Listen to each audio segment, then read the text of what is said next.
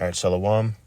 First and foremost, I want to give all praises, honor, and glory to Yahweh Bashem Yahushai, Bashem Kodash. Double honors to the apostles and the elders of Great Millstone. Peace and salutations to the elect. This is going to be a correction video. Last night at camp, I broke down the scripture wrong in Obadiah. So I'm going to be doing a correction video. First scripture I'm going to get is Hebrews chapter 13, verse 17. It says, "Obey them that have the rule over you, and submit yourselves, for they watch over your souls as they that must give account, that they may do it with joy and not with grief, for that is unprofitable for you." So we have to, as young men coming into the faith, submit ourselves to those that have rule over us. And who are those that have rule over us in the spirit? Are our elders, man. Okay, the brothers that have been commissioned to watch over our souls. It says as those that must give account, because they have to basically be responsible for making sure that we don't go off on our speech, you see. And so last night I pretty much broke the scripture down wrong, and so I'm correcting that. Okay, so this is Obadiah. This is the scripture that was read last night. Okay, Obadiah 1:18. But before I get verse 18, I'm going to read up. Okay, because when you address Obadiah chapter 1, if you start at the first verse, it says who was talking to. Obadiah chapter 1, verse 1. The vision of Obadiah. Thus saith the Lord, Yahweh, concerning Edom.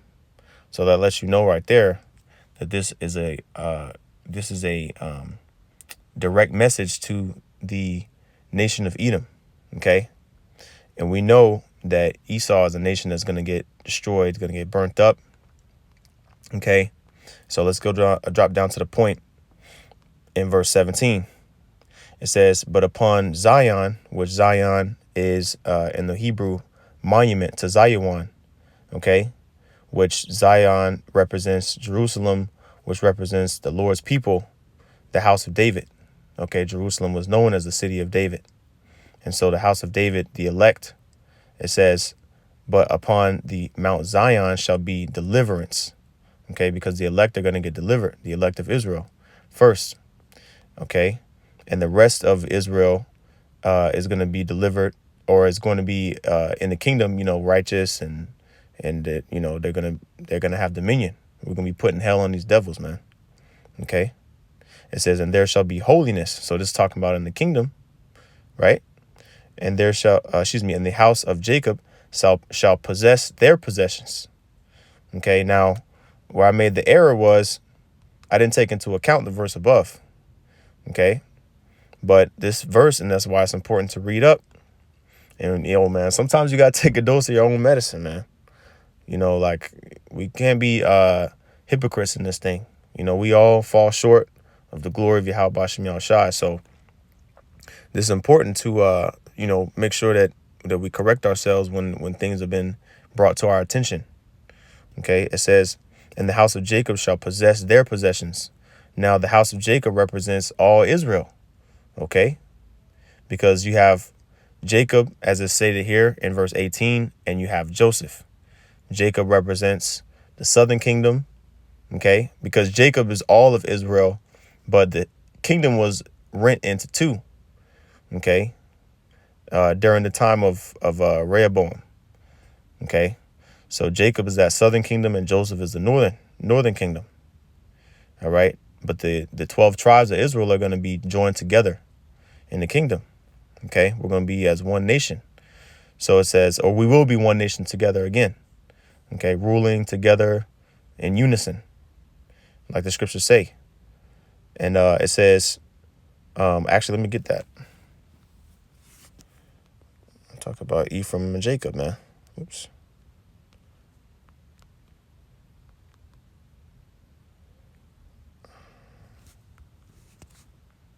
And being Judah.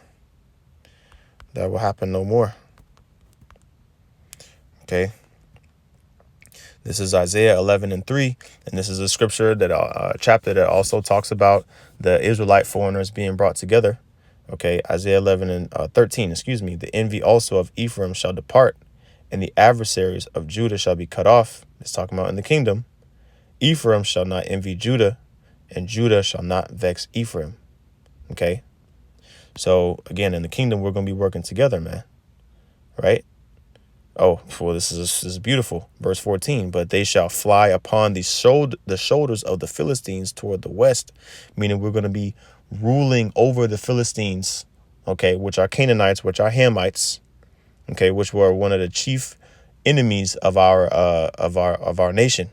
The Philistines were always at war with Israel, especially during the time of David, Solomon, so on and so forth. Well, Solomon, excuse me. No, there was no war during the time of Solomon, but during the time of King Saul and King, and David, there was war amongst the Philistines, right? And even before that and after that, it says, they shall spoil them of the east together, all the other nations.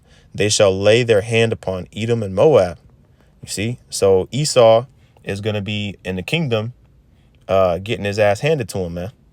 So let's go back to the point in Obadiah chapter 1 and verse 17. Did I read 17 all the way? I did. Verse 18, it says, and the house of Jacob shall be a fire, and the house of Joseph a flame. So this is where I went off. Okay, because this fire that Jacob and this flame that Joseph represents is the consuming of Esau, because it says in the house of Esau for stubble. It's very simple. Okay. Sometimes, man, when you go too deep, you can fall off the way, man. Okay. The word in the Hebrew for fire, simple, is ash. Okay. Oh, they looked it up. But brothers know, ash. I'll go into it anyway. Ash means fire. Let me get it real quick. Okay. Let me get some precepts too. A fire. Okay. Strong's H 784. Ash, fire, flames. Let me see here. Okay, the Most High's anger, figurative of the Most High's anger. So the Lord is going to use his servants, right, to put his anger upon the other nations. Okay, the Lord's servants being us, Israel. Okay, to put anger and judgments upon these other nations, man, chiefly Esau, because this is the nation that Obadiah is addressing in this whole chapter. Okay, the whole book of Obadiah is talking about Esau getting judged. Okay, that word. Okay, this is the word I went into last night. For a flame, Strong's H 8252. Excuse me, 3852. Lahaba, which lahab also means flame. Okay, lahaba is the feminine version of it.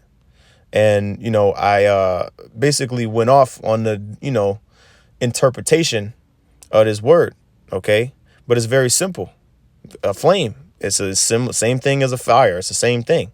And even when you go down to, I believe it's the scripture index. Okay, a flame is a poetic, of a flame, right? Consuming something, fire consuming something, right? Specifically, consuming chaff. You see that? Consuming chaff. So it's as simple as that. Okay. And so, who is the chaff? Esau, man. I'm going to read it all together. Obadiah chapter 1, verse 18. And the house of Jacob shall be a fire, and the house of Joseph a flame, and the house of Esau for stubble. So if you have a handful of stubble, right, which stubble is, chaff or, dried up. We'll get it real quick. Dried up greenery, right? Straw, right? Strong's H7179. Quash. Okay, quash. So you got ash, which is fire, and quash, which is straw or stubble. Okay, simple as that.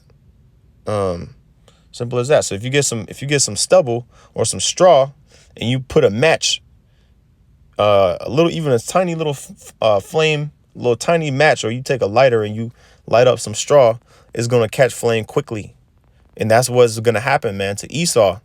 figuratively, when we have this devil in slavery, he's going to be beaten to powder, man. Okay, because what did he do to us when we were in his hand? Oh, well, that reminds me of Zechariah, where it talks about the Lord is, it's actually in the first chapter, where the Most High is sore displeased with the heathen that are round about. Let me see here. Or was it in the second? It might be the second here. Okay. I'm sorry, it's the second chapter.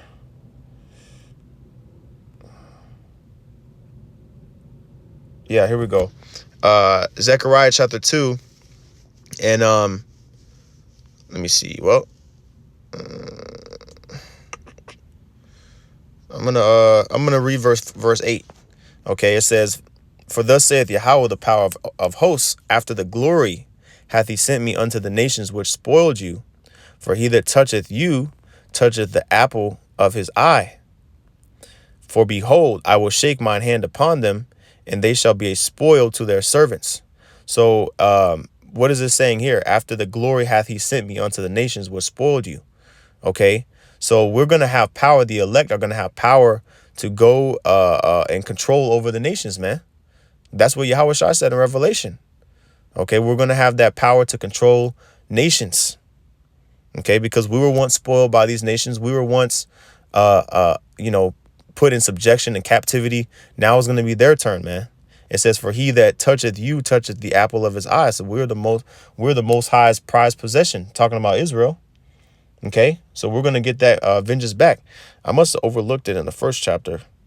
Let me slow down. Bear with me a moment, Baba Kusha.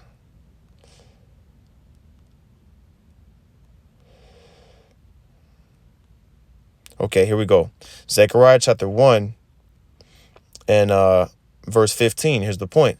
"I am very sore displeased with the heathen that are at ease, for I was but a little displeased, and they helped forward the affliction." Okay, so the heathen, who is the chief heathen that has had us in captivity? Esau. Okay, and the Most High used Esau and the other nations too, but chiefly Esau in these times to put hell on us. Okay, so now it's going to be Esau's turn, man, which is what Obadiah talks about. Okay, and when it says they helped forward the affliction, when the Most High was but a little displeased with us, like Esau went overboard with it, man. So that's the reason why he's going to get consumed. And, you read the whole chapter of Obadiah, it talks about that. You see? So, I don't want to beat a dead horse. That's pretty much the point. But I actually know what, one last thing. Part of the house of Joseph, flame. Okay.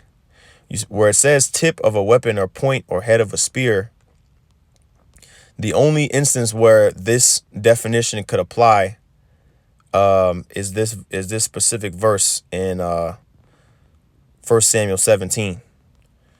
I'm kind of doing too much scrolling. Let me just go straight to the scripture index. 1 Samuel 17:7, where it talks about the head of Goliath's spear, because it was in the shape of a flame. Okay, simple as that.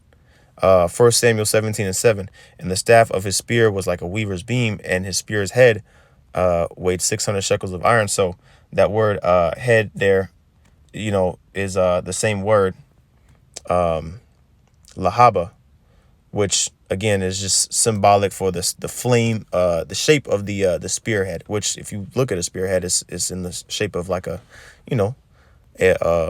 flame with a point at the end, like how a traditional flame, if you had a match, so that's pretty much the point. That's the lesson.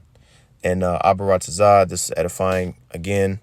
We gotta correct things when it's time to correct them. And the water, to the brothers and the elders that, watch over the flock. Abaratazah, this is an edifying lesson. With that, I want to give all praises, honor, and glory to Yahweh, Ba'ashem Yahushai, Ba'ashem Kakodash. Double honors to the apostles and elders of Great Millstone, and peace and salutations to the elect. Shalom.